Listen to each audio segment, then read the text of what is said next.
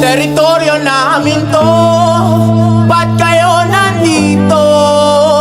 Sobrang dami na naming ibinigay. Teritoryo namin to, ba't kayo nandito?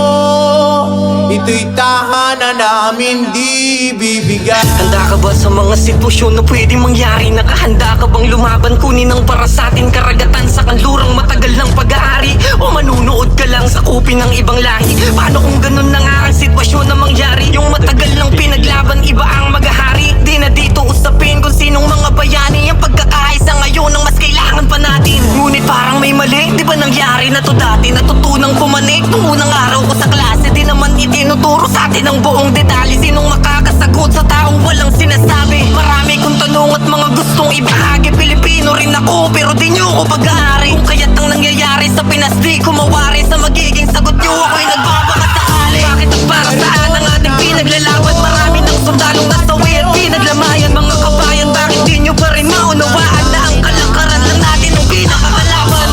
Mga pangako nyong kinakalawang, maraming walang kasalanan pero pinaratangan. Mga hugas kamay, mga mayamang di maarawan, samantalang maraming mamamayang binabasan.